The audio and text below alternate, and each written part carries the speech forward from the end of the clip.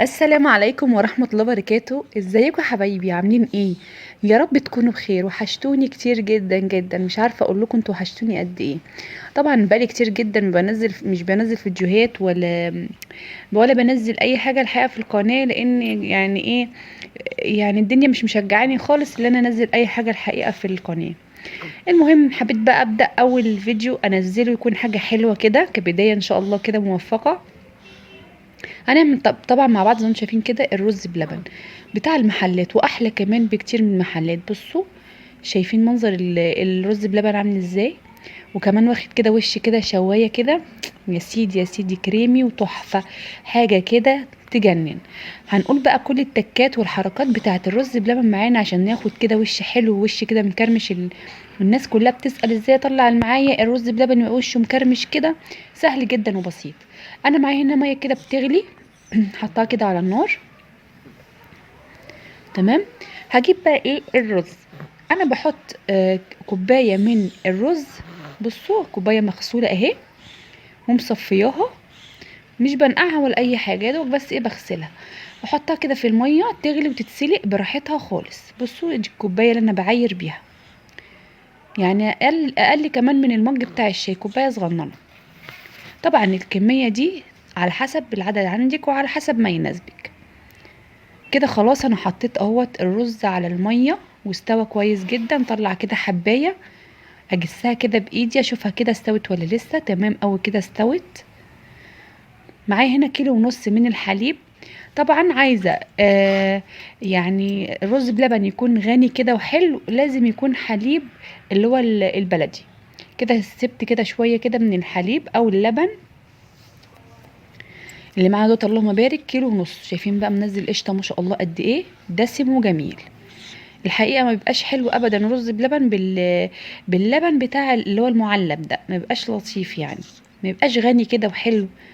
ومعانا هنا بقى سكر. طبعا السكر زي ما انت ما عايزاه بقى مسكر قوي، عايزاه وسط. انا الحقيقه بحط كده وبدوق، اشوف انا محتاجه بقى ايه سكر قد ايه، مش محتاجه، يعني على حسب.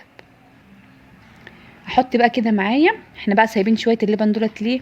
هندوب فيهم كده معلقه بسم الله كده اللهم بارك من اللبن البودره، ومعلقه من الكريم شانتيه،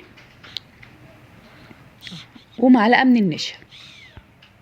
طبعا الحاجات دي كلها اختياريه، بس الحقيقه هي بتعزز الطعم جدا وبتخلي طعمه كده تحفه وبتوديك كده في حته تانية خالص. اقلبهم بقى كده كويس جدا. اللبن اللي انا ضفته ده مش سخن، عادي. ممكن تحطيه كمان مش مغلي، وكده كده اصلا هيغلي مع الرز ويستوي كويس قوي. انزل بقى كده بسم الله كده واحده واحده. طبعا بصوا المضرب كده في ايدي عشان ايه ما تكلكعش معايا، وابتدي كده انزل واحده واحده واقلب طول ما انا واقفه اقلب. طبعا على درجه حراره يعني منخفضه علشان ما يتلسعش معاكي ويدي طعم مش لطيف في قلب الرز. شايفين بقلب كده اهو، ايدي على طول فيه، على طول على طول عشان ما يكلكعش. معايا هنا بقى ايه علبه كده من الكريمه. طبعا لو مش عندك، ممكن لو عندك وش اللبن او قشطه ممكن تضيفي منها. الحاجات دي كلها يا جماعه اختياريه، بس بما اننا بقالنا كتير ما عملناش رز بلبن فقلنا ايه ندلع الدنيا شويه. حطيت كده شويه كده من كيسين كده من الفانيليا.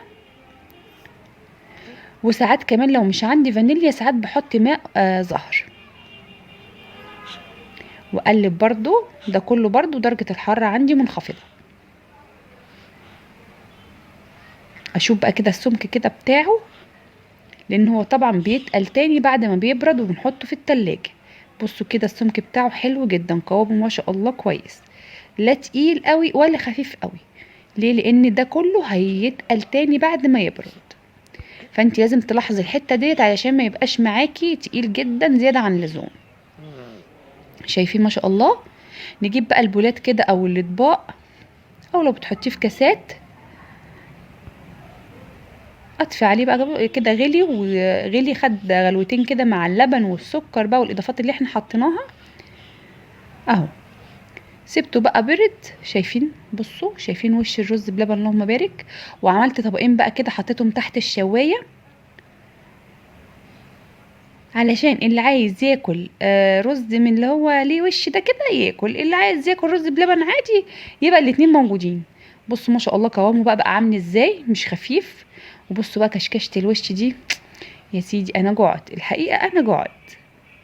ايه رايكم؟ اهو مش محتاجه بقى اللي انت تجيبيه تاني من بره، سهل جدا وبسيط. وطبعا الاضافات اللي احنا ضفناها عليها دي حاجه اختياريه، لو مش متواجده عندك او مش حابه تضيفيها، اهم حاجه يكون بس اللبن بتاعك دسم وحلو وطبيعي، اللي هو يعني البلدي الحلو، علشان تاخدي منه قشطه كويسه معاكي في الرز بلبن. سهل جدا يا بنات وبسيط جدا، جربوه بالطريقه دي هيعجبكم ان شاء الله. عايزه اقول لكم ان انتوا وحشتوني جدا جدا جدا، ويا رب بقى تجربوا طريقتي وان شاء الله هتعجبكم. السلام عليكم.